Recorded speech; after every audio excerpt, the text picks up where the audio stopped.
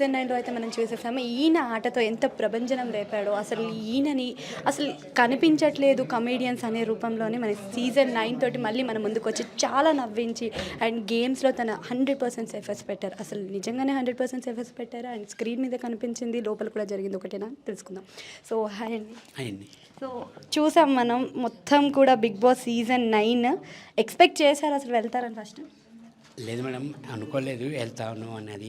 First అయితే చెప్తున్నాను, మా అబ్బాయికి ఇష్టం.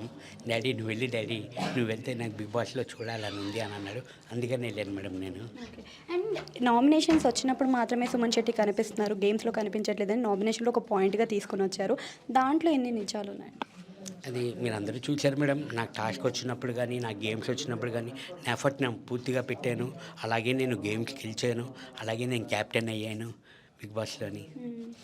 అంటే ఇప్పుడు ఉన్న వాళ్ళలో మనకి మెయిన్‌గా మీకు బాగా కనెక్ట్ అయింది, మిమ్మల్ని టార్గెట్ చేసిన వాళ్ళు కూడా చాలామంది ఉన్నారు దీంట్లో. అంటే సంజన గారు కానీ అండ్ తనూజ గారు కానీ.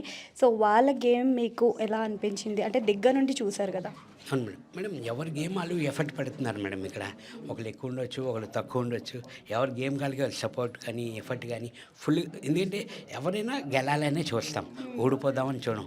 ఫుల్ ఎఫర్ట్ పెట్టాం మేడం. అందరూ బాగా కష్టపడి ఆడాం madam. Okay. So Priya Shetty ఇచ్చిన క్రీమ్ పనిచేసిందా మరి లాస్ట్ వీక్ వరకు? పనిచేసింది మేడం. అంటే హౌస్ నుంచి అక్కడ అన్నారు కదా నెక్స్ట్ వీక్ వరకు ఉంటే వస్తుందని, అంటే ఆమెను ఉద్దేశించి అన్నారా? లేదు మేడం, యాక్చువల్లీ అలాగని లేదు మేడం. నేను మామూలుగా అన్నాను. మరి వెళ్ళిపోతే నాకు ఎవరు రాస్తారు? ఎందుకంటే అంత ప్రేమ కానీ ఇది కానీ అందరూ అన్న సుమన్ అన్న, ప్రియా కానీ శ్రీజ కానీ అందరూ సుమన్ అన్న అని ఆ రిలేషనే నేను నిజంగా. అది అయిన తర్వాత తను ఎలిమినేట్ అయిపోయింది కదా. అదే తర్వాత నేను చెప్పింది కూడాను. నేను వెళ్ళిపోతే ఎలాగమ్మా, మనకి ఎవరు రాస్తారు అంటే నువ్వు వెళ్ళిపోయి తను వెళ్ళిపోతుంది అని అనలేదండి. యాక్చువల్లీ నేను వెళ్ళిపోతేనేమో అని అన్నాను. అది మీరు అందరూ అది కట్ చేసి అక్కడ వరకే ప్లే చేస్తున్నారండి. యాక్చువల్లీ నేను వెళ్ళిపోతాను అని అన్నాను నేను అది కట్ చేసి అది ట్రోల్ చేస్తున్నారు. రీసెంట్గా వీడియో కాల్ మాట్లాడారు కదా, మరి ఎలా అనిపించింది? అయ్యో రోజు మాట్లాడుతున్నాం వీడియో కాల్ కానీ వాయిస్ కాల్ కానీ మొత్తం రోజు మాట్లాడుతున్నాం. ఒక్కసారి అందరూ మాట్లాడకుండా పడుకోవట్లేదు ఎవరును. అంటే సంజనాని డార్లింగ్ అన్నారు, ఓకే. మరి అదే పాయింట్లోని మీకు నార్మల్ వీక్స్లో తెలియలేదా?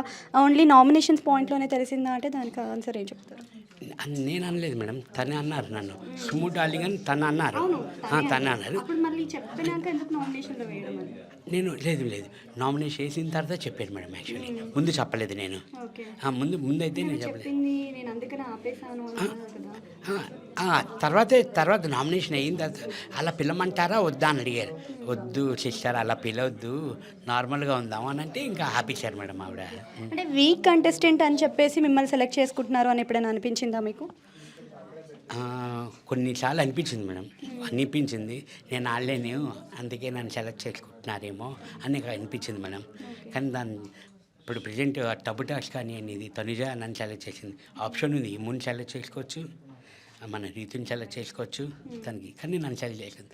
ఆడలేనేమో అనుకొని సెలెక్ట్ చేసింది. 100% ఉంటుంది కదా మేడం అది. సో ఇమాన్యుయల్ కామెడీ అనేది కొంతమందికి పర్సనల్గా హర్ట్ అయింది కదా, నిజంగానే పర్సనల్గా హర్ట్ అయ్యే విధంగా ఉందంటారా మరి? అది ఏమీ లేదు మేడం, పర్సనల్గా అన్నది మేమైతే ఫుల్ ఎంజాయ్ చేసాం మేడం.